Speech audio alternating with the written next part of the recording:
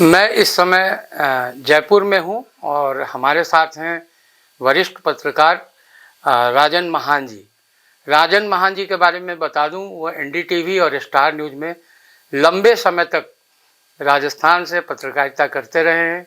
इन्होंने राजस्थान की यूनिवर्सिटीज़ में पढ़ाया भी है और राजस्थान के हर विषय पर, खासकर राजनीति पर इनकी गहरी पकड़ है।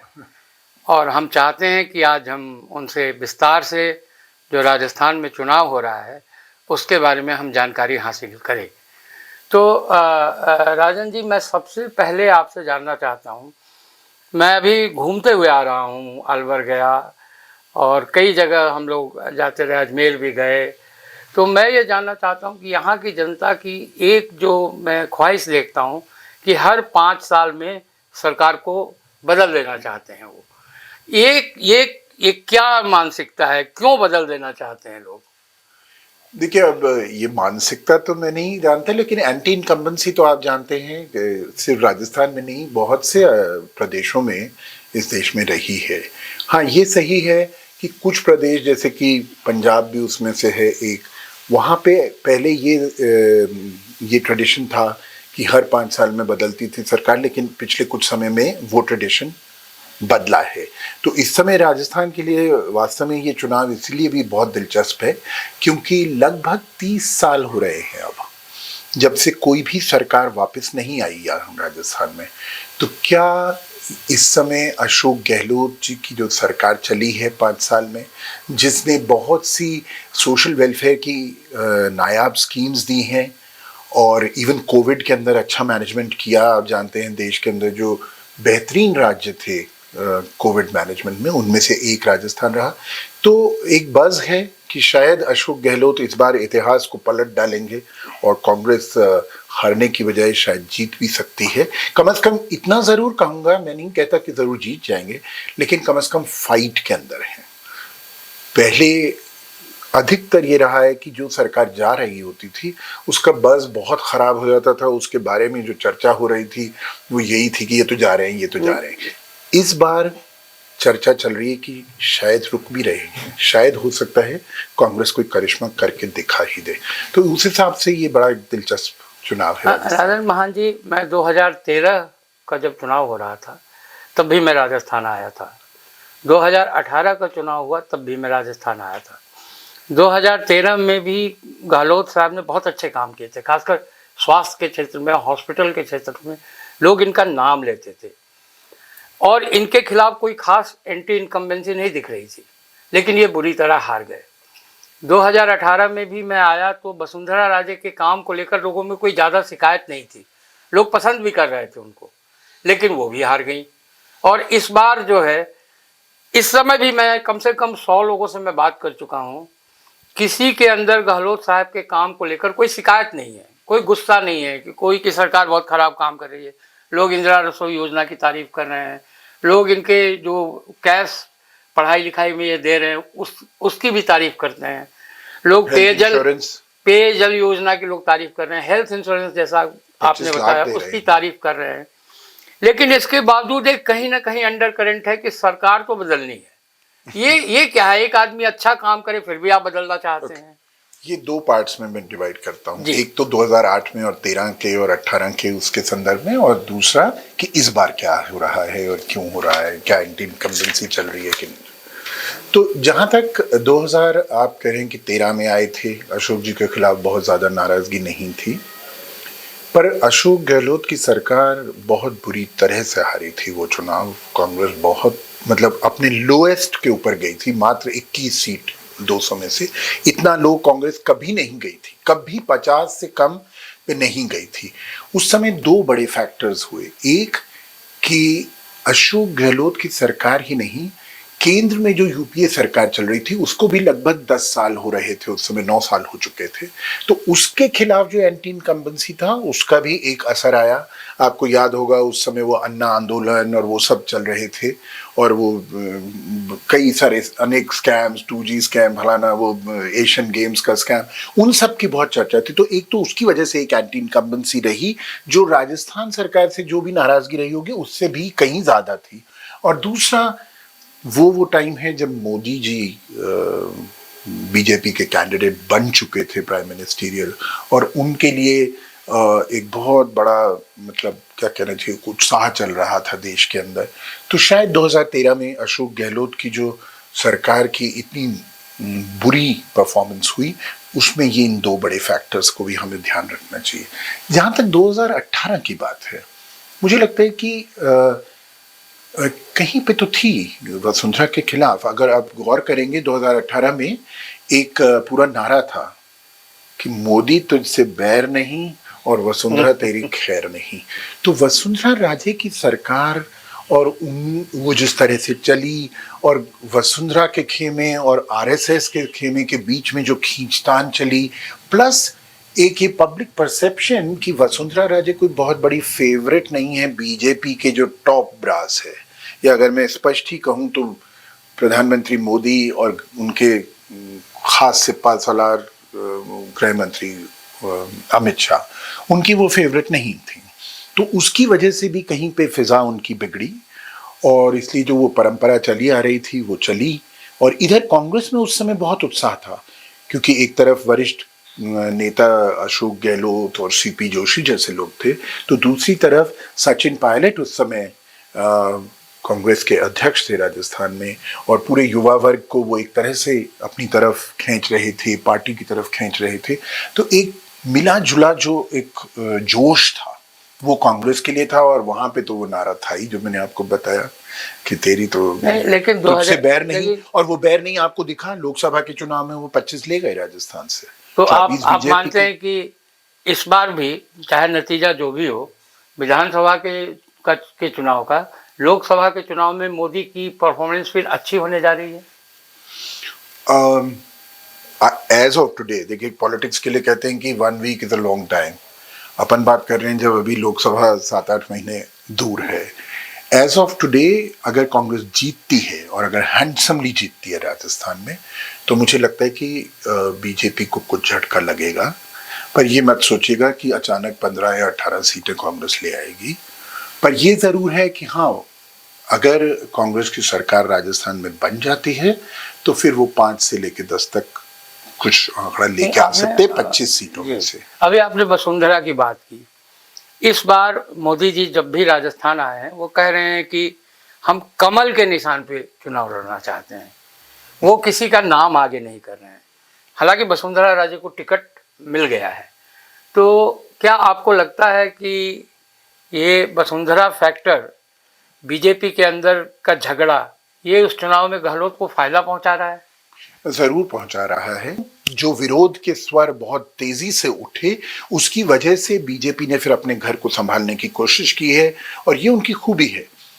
उनको किसी भी कीमत पे चुनाव जीतना है।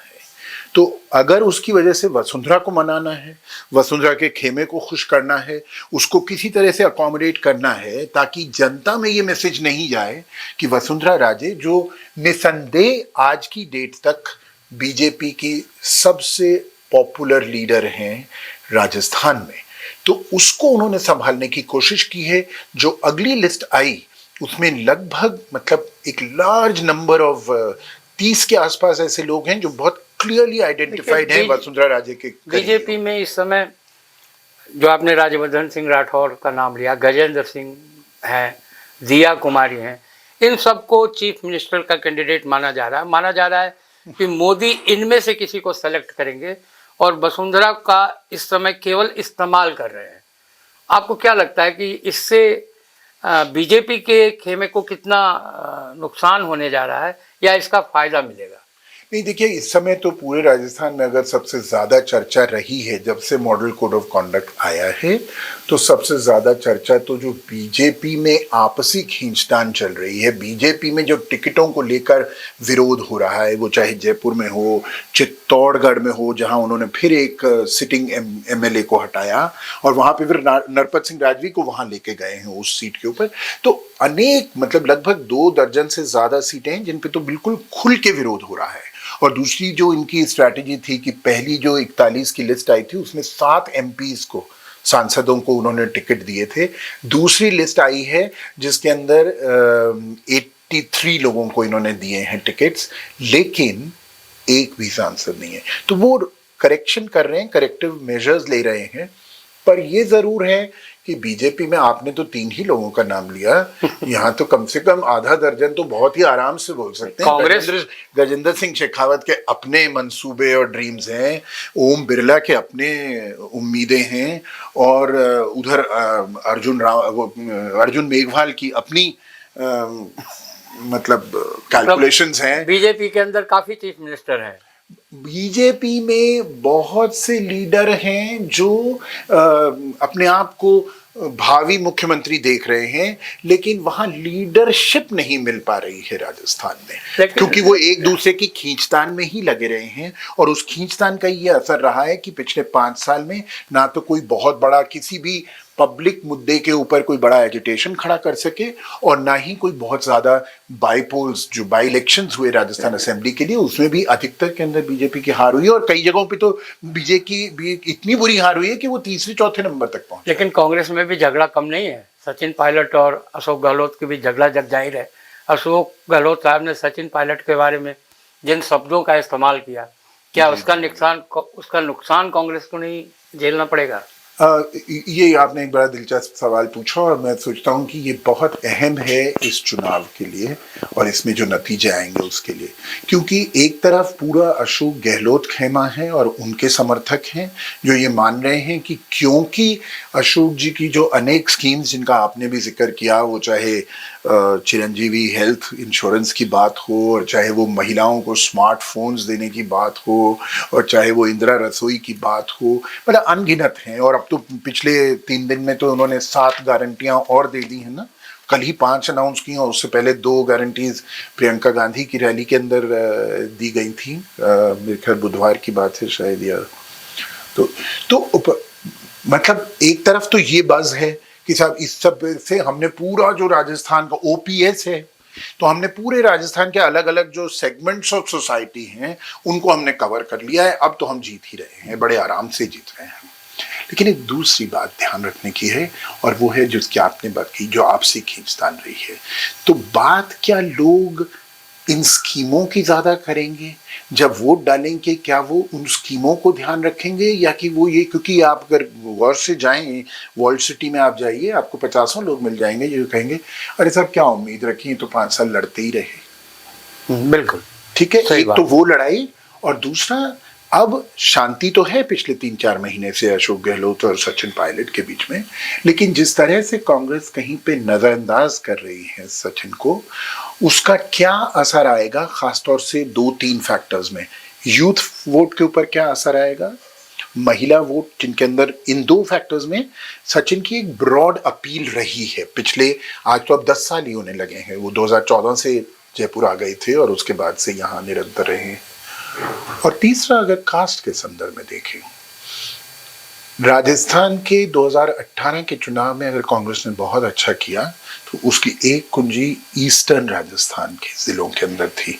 दौसा, सवाई माधोपुर, करौली, बूंदी, कोटा, इन इलाकों के अंदर कांग्रेस बहुत अच्छा करी थी, क्योंकि यहाँ पे गुजर वोट काफी एक अहमियत रखता है। तो न सिर्फ सचिन की खुद की सीट, पर बहुत सी ऐसी सीटें जिनके ऊपर गुज्जर वोट का बड़ा असर आता है, उसके अंदर कांग्रेस को बड़ा लाभ मिला था। अब ईस्टर्न राजस्थान में वो एक कैनाल जिसको कि बनाना था ईआरसीपी, उसको कांग्रेस लेके आ रही है कि किसी तरह से जो संभावित नुकसान है सचिन को साइडलाइन करने की वजह से, उसकी शायद भरपाई करने की कोशिश हो रही है उस कैनाल से। कांग्रेस तो उस मुद्दे से उनकी कितनी भरपाई होगी ये देखना दिलचस्प है। ईआरसीपी के पूरा नहीं होने का ठीकरा कांग्रेस मोदी सरकार पे फोड़ रही है, तो इसका लाभ मिलेगा? मिल सकता है। देखिए, अब चुनाव में क्या अल्टीमेटली होगा वो तो नतीजे ही बताते हैं, लेकिन लोग जब वोट डालेंगे क्या वो ईआरसीपी के बारे में करेंगे? आप ये खुद ही सोचिए कि कांग्रेस पिछले 1 महीने में अब ईआरसीपी जन जागरण अभियान चला रही है। माने आप 4.5 साल हो चुके, ईआरसीपी तो नहीं थी, 6 महीने पहले भी नहीं थी, साल भर पहले भी नहीं थी, 2 साल पहले भी नहीं थी। So what was preventing Congress? From raising it as a big issue. आप अभी जन जागरण कर रहे हैं, चुनाव सर पे हैं और आप अभी जन जागरण का एक अभियान चला रहे हैं, तो कहीं पे मुझे लगता है कि ये बेसिकली भरपाई करने की कोशिश है कि जो ईस्टर्न राजस्थान में संभावित नुकसान है सचिन के बहुत प्रोएक्टिव रोल नहीं प्ले करने का, उससे बचने की कोशिश कर रही हैं और लोगों को बता रहे हैं कि आपके जीवन में जो पानी की अगर कोई कमी रह रही है वगैरह वगैरह, उसकी जिम्मेदारी हमारे ऊपर नहीं, केंद्र के ऊपर है। तो उसके लिए मतलब मुझे लगता है थोड़ा लेट हो गए हैं। वैसे तो अभी बीजेपी ने मोदी सरकार की जो ईडी है, जिसको कहते हैं ईडी, उनके सरकार की है, उन्होंने गोविंद सिंह डोटासरा पे छापा मारा और गहलोत साहब के बेटे को फेमा वगैरह में नोटिस भी दिया गया। तो ये बीजेपी की इन कार्रवाइयों का, जो ईडी और इनकी कार्रवाई हो रही है, लोग कहते हैं बीजेपी के इशारे पे हो रही है, इसका बीजेपी को फायदा होगा या जाति की दृष्टि से देखें तो उसका नुकसान होगा? दिलचस्प सवाल अगेन। मुझे लगता है कि अगले 8-10 दिन बड़े वाइटल होंगे इस संदर्भ में। अशोक गहलोत और पूरी कांग्रेस, आपने देखा होगा इवन खड़गे साहब इसके संदर्भ में बोले, एक अच्छाई जो कांग्रेस के लिए हुई वो ये है कि उनका एक यूनाइटेड फेस निकल के आया, क्योंकि उस दिन आपने देखा होगा कि इवन सचिन पायलट ने अशोक गहलोत के बेटे को और डोटासरा को खुल के दिल्ली में बैठ के एक प्रेस कॉन्फ्रेंस की और उनको बचाव किया और केंद्र के ऊपर हमला बोला। तो एक तो पार्टी के अंदर एक यूनाइटेड होने का जो प्रक्रिया है उसको और बल मिलेगा, लेकिन असर क्या आएगा ये इस पे डिपेंड। तो कांग्रेस तो एक तरह से और अशोक गहलोत एक विक्टिम कार्ड खेल रहे हैं, वो चाह रहे हैं अपने आप को प्रोजेक्ट करना कि वो अब बहुत बड़े विक्टिम्स हो रहे हैं और देखिए कितनी नाइंसाफी हो रही है डोटासरा जी। और डोटासरा जी, आप कास्ट की बात कर रहे हैं तो वो राजस्थान की सबसे एक लेवल पे बहुत प्रभावशाली जो जाट समुदाय है उससे आते हैं, लगभग 40 सीटों पर उनका असर है। तो अगर कहीं उसका कास्ट के संदर्भ में अगर कांग्रेस को फायदा हुआ तो बहुत बड़ा फायदा हो जाएगा, लेकिन मुझे लगता नहीं है। अब असर इस पे आएगा, देखिए कुछ लोग होते हैं जो कंफर्म्ड कांग्रेस वोटर्स हैं, कुछ लोग हैं जो कमिटेड बीजेपी वोटर्स हैं। प्रश्न हमेशा फ्लोटिंग वोटर्स का होता है। तो अब ये जो रेड्स हैं, क्या इनका एक असर ये आएगा कि जो तोहमत बार बार बीजेपी लगाने की कोशिश कर रही है कि यहाँ तो बहुत भ्रष्टाचार हो रहा था और यहाँ तो बहुत भ्रष्ट नेता हैं, और क्या वो नैरेटिव चल पाएगा? और या कि अशोक गहलोत जो कह रहे हैं या कांग्रेस जो कह रही है कि साहब हर तरह से एजेंसीज का दुरुपयोग किया जा रहा है और इसके अंदर कहीं कुछ सच्चाई दिखाई देती है, क्योंकि अगर गौर से अगर देखें पिछले 8-9 साल में जब भी नेताओं को टारगेटिंग की जा रही है तो वो ऑपोजिशन के नेता होते हैं, और नेता ही क्यों, एक्टिविस्ट वगैरह भी आप देखें जो भी सरकार का विरोध करता है उनके खिलाफ एजेंसीज एक्टिव हो जाती हैं। और ज्यादातर ये भी देखा जा रहा है कि एक्टिव उन्हीं स्टेट्स के अंदर होती हैं जो चुनाव जहां होने वाले होते हैं। अभी भी अगर आप गौर करें, चाहे छत्तीसगढ़ हो, चाहे राजस्थान हो, चाहे तेलंगाना हो, जो बड़े राज्य, इवन मध्य प्रदेश, उनके अंदर भी सिर्फ जो लोग बीजेपी के खिलाफ हैं उनके ऊपर। तो उसकी वजह से जो निष्पक्षता हमारी एजेंसीज की, आपको ख्याल होगा 10 साल पहले सुप्रीम कोर्ट ने सीबीआई के लिए कहा था कि ये तो केज्ड पैरट है, तोता है ना।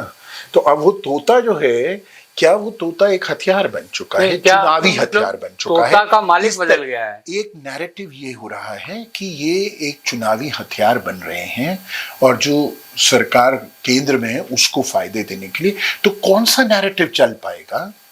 जो फ्लोटिंग वोटर है, जो कमिटेड बीजेपी वोटर है वो तो करेगा ही, कमिटेड कांग्रेस वोटर है वो तो कांग्रेस को देगा ही, कोई भी आप बना लीजिए नैरेटिव।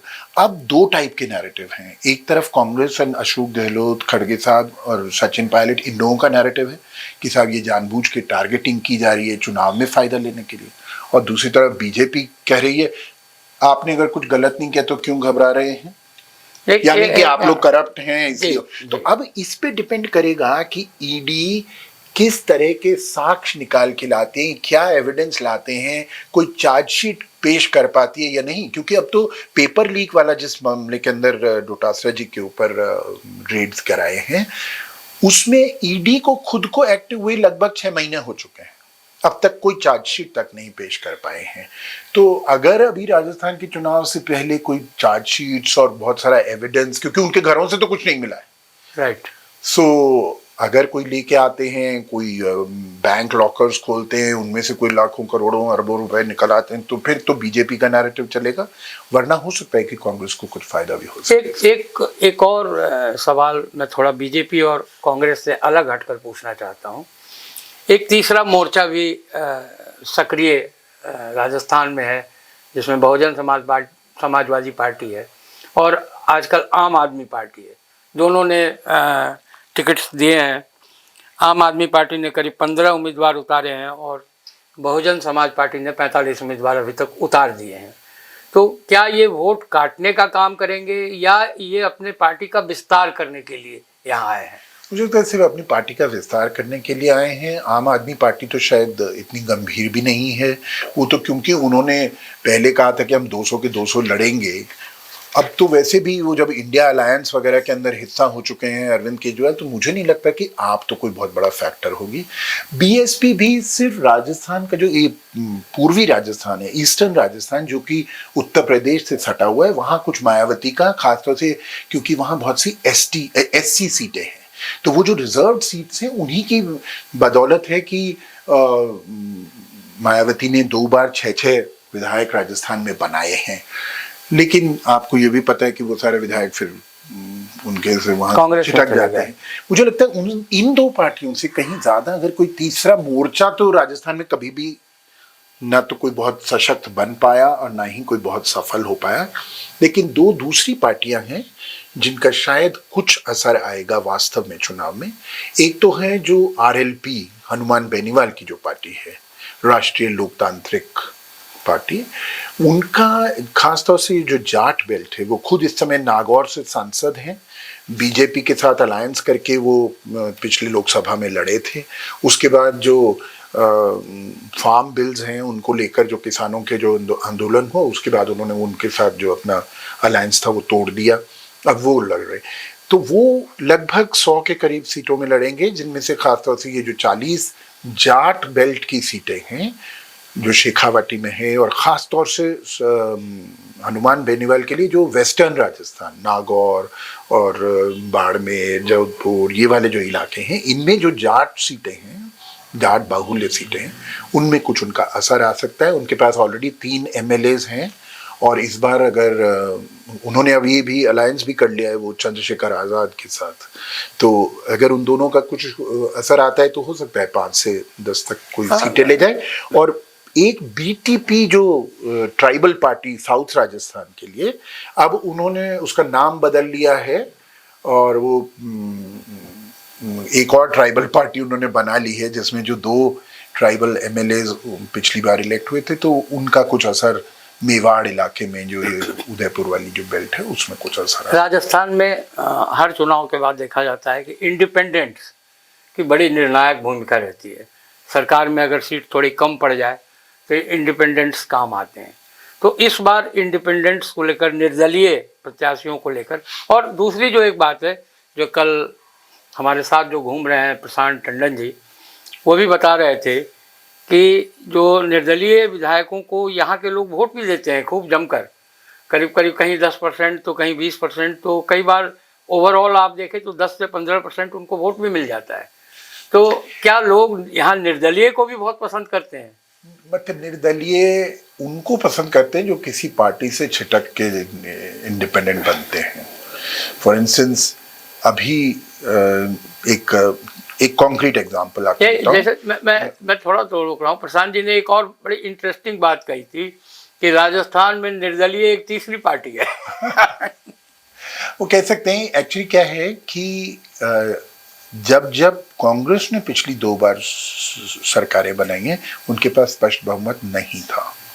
एक बार शायद 98 पे रह गए थे, एक बार 99 पे रह गए, और 2008 में भी उन्होंने निर्दलीय और ये बीएसपी वालों को कोऑप्ट करके अपनी सरकार बनाई, और इस बार 2018 में भी अशोक जी और उनकी ये जो पॉलिटिकल मैनेजमेंट है वो भी एक बड़ा कारण था कि जब सचिन को नज़रअंदाज किया गया 2018 में, तो वो भी एक कारण था। To give you concrete example, बहुत से ऐसे निर्दलीय लोग लड़े जिनको कांग्रेस का टिकट नहीं मिला। जैसे कि सिरोही में एक संयम लोढ़ा करके हैं, उनको बाद में अशोक जी वो चुनाव जीत गए, एक इंडिपेंडेंट की तरफ कांग्रेस का सीट मिलनी, कांग्रेस का टिकट नहीं मिला था, इंडिपेंडेंट होके खड़े हो गए और फिर बाद में अशोक गहलोत के साथ उनके अच्छे संबंध रहे हैं, वो अशोक गहलोत के एडवाइजर बन गए और अब कांग्रेस ने उनको टिकट दे दिया इस बार। पिछली बार शायद हो सकता है सचिन नहीं देना चाह रहे होंगे या जो भी कोई कारण रहे होंगे, लेकिन उनको नहीं मिल पाया था और इस वजह से उनको मतलब इस तरह के कई इंडिपेंडेंस। तो दरअसल बीजेपी को भी जो वसुंधरा को अब संभालने की कोशिश कर रहे हैं, उनको भी जो इस बार घबराहट है वो यही है। पहले हर बार बीजेपी पिछले 2 बार जब चुनाव लड़के और जीती है तो बहुत अच्छे बहुमत के साथ जीती है, लेकिन क्योंकि इस बार अशोक गहलोत की स्कीम्स और सोशल वेलफेयर के जो उनके इनिशिएटिव्स हैं उनकी इतनी चर्चा है, तो बीजेपी को भी ये डर है कि कहीं ऐसा ना हो कि हमारी भी गाड़ी कहीं 90-95 पे ही अगर आगे भी जा रही है तो कहीं वहां रुक जाए। अगर वहां रुक जाएंगे तो उन्होंने तो किसी को अनाउंस किया नहीं है, तो उस समय वसुंधरा राजे का एक रोल बनता है और तब वो वसुंधरा राजे को बना सकते हैं मुख्यमंत्री का फेस, लेकिन वो किसी को अनाउंस नहीं कर रहे हैं। क्यों? क्योंकि अगर बीजेपी को एक स्पष्ट बहुमत आ गया, 110 से या 15 से ऊपर मिल गई, तो फिर जो मोदी शाह की जोड़ी है और नड्डा जी को आप जोड़ लीजिए, उनकी तिकड़ी जो है, जो टॉप ब्रास है बीजेपी का, उनकी जो कैलकुलेशंस लोकसभा में किस व्यक्ति के माध्यम से उनको ज्यादा राजस्थान में सीटें मिल सकती है या पूरे उत्तर भारत में उनको एक फायदा मिल सकता है, तो वो उस व्यक्ति को चुन सकते हैं। जैसे to just give you an example, Arjun Meghwal इस समय जो लॉ मिनिस्टर हैं केंद्र में, वो एससी सीट से हैं। तो अगर बीजेपी जीतती है 2 चुनाव, सपोज 5 में से 2 स्टेट्स में जीत जाते हैं, अगर उनको लगता है कि 2024 के हिसाब से उनकी सोशल इंजीनियरिंग के लिए अच्छा होगा कि एक मुख्यमंत्री हम ऐसा दे दें जो पिछड़ी जातियों में से आए, तो इट्स क्वाइट पॉसिबल कि वो अर्जुन मेघवाल को भी दें। इसीलिए वो फेसलेस जा रहे हैं। अगर गाड़ी फंस जाएगी तो वसुंधरा को आगे कर लेंगे और फिर वसुंधरा से कहेंगे कि जैसे अशोक जी लेके आ रहे हैं, आप पॉलिटिकल मैनेजमेंट करिए, 8, 10, 12 जितने लोगों की कमी हो रही है वो आप इधर उधर से दूसरी पार्टियों से ले आइए, उन पार्टियों को कहिए कि आपको सपोर्ट करें वगैरह वगैरह, फिर वसुंधरा राजे बन जाएंगे। एक आखिरी सवाल आपसे कि इस चुनाव में बहुत सारे नए वोटर्स, युवा voters, first time voter vote करेंगे। इन वोटरों को गहलोत सरकार की योजनाओं का काफ़ी लाभ भी मिल रहा है। जो युवा वोटर हैं, चाहे पुरुष हों, महिला हों, छात्र हों, छात्राएं हों, तो उनका मन और मिजाज कैसे काम करेगा? क्योंकि एक तरफ व्हाट्सएप यूनिवर्सिटी है जहाँ से उनको ज्ञान मिल रहा है और एक तरफ सरकार की योजनाएं हैं जो रियलिस्टिकली उनको फ़ायदा पहुंचा रही है, तो वो युवा वोटर किधर जाएगा? उसका मन किधर जाएगा? ये एक बहुत अहम इशू है इस चुनाव का, कि जो युवा वोटर है वो किस तरफ जाएगा। क्या वो उत्साहित होगा जो अशोक गहलोत सरकार ने स्कीमें चलाई हैं? क्या वो उत्साहित होगा कि जो पास्ट में कोविड मैनेजमेंट हुआ जिससे उनके भी परिवारों में लोगों को बचाया गया होगा और सरकार की स्कीमों की वजह से थोड़ा सा फायदा हुआ होगा? और अगर आप गौर करें, जो ये 5-6 गारंटीज अब नई दे रही है कांग्रेस, उसमें भी देखिए आप कल जो दिया है कि हर एक कॉलेज स्टूडेंट को लैपटॉप्स देंगे, ठीक है, अंग्रेजी मीडियम में पढ़ाई करवाएंगे स्कूल से। तो कहीं पे गहलोत सरकार और कांग्रेस का भी पूरा ध्यान है। अब वो युवा वर्ग किस तरफ उत्साहित होगा या नहीं होगा, क्योंकि बहुत से जो स्लाइटली ओल्डर युवा वर्ग है जो इस बात से नाराज बैठा है कि पेपर लीक बहुत हुए हैं राजस्थान के अंदर, उनके ऊपर भी एक अलग असर है। राजन मान और ये बहुत ही एक अहम मुद्दा आपने उठाया। मुझे लगता ये है कि हाफ एंड हाफ सोच सकते हैं, कुछ कांग्रेस की तरफ जाएंगे। आप सर वरिष्ठ पत्रकार हैं, 3 दशकों से करीब आपने राजस्थान की राजनीति को बहुत करीब से देखा है। क्या आप 2023 के चुनाव के लिए कोई भविष्यवाणी करना चाहेंगे? मैं कोई एस्ट्रोलॉजर नहीं हूँ और न ही मैं अपने आप को ऐसा कोई तुर्रम खां समझदार समझता हूँ कि मैं पूरी राजस्थान की राजनीति को जानता हूँ या समझता हूँ। लेकिन मुझे लगता है कि बहुत ही close fight, it is a tight fight between the Congress and the BJP. तो एक तो टिकट वितरण कितना हो ठीक से कर पाते हैं, क्या कांग्रेस कुछ नए चेहरों को लेके आएगी, क्या कुछ महिलाओं को लेके आएगी ताकि ये यूथ वोट और महिला वोट बहुत साल से बीजेपी की तरफ थोड़ा झुकाव था बिकॉज ऑफ वसुंधरा राजे, लेकिन अब वसुंधरा राजे भी कहीं पे साइडलाइन की जा रही हैं, तो क्या बीजेपी बहुत उनको खुल के अब लेके आएगी या नहीं लेके आएगी, और क्या कांग्रेस कुछ ऐसे नए चेहरों को मौका देगी जिससे युवा वर्ग थोड़ा उत्साहित हो और उनके प्रति ज़्यादा आकर्षण बढ़े। तो यही दिलचस्पी होगी इस अगले 3-4 हफ्ते में जब चुनाव के लिए वोट पड़ेंगे 25 को, तो शायद 21-22 तक अपन को कुछ पता चलेगा कि कौन जीत रहा है। पर ये बहुत टाइट रेस है। मैं मानता हूँ कि अधिकतर राजस्थान के चुनाव जब भी कांग्रेस सत्ता में थी पिछले 2-3 चुनाव में अच्छा नहीं कर पाई है। इस बार पिछले जो प्रदर्शन हैं उनसे तो काफ़ी बेहतर करेगी। क्या वो इतिहास बना पाएगी? क्या वो जो एंटी इनकम्बेंसी की वजह से हर 5 साल में सरकार को निकालने का जो राजस्थान का जो रिवाज सा बन गया है, क्या वो उसको तोड़ पाएगी? ये एक बड़ा सवाल है और इसका कोई स्पष्ट जवाब इस समय देना मुझे लगता है। राजन मान जी, आपने हमारे लिए समय निकाला और आपने राजस्थान की राजनीति के बड़े दिलचस्प पहलू के बारे में बड़े विस्तार से और तार्किक तरीके से अपनी बात रखी।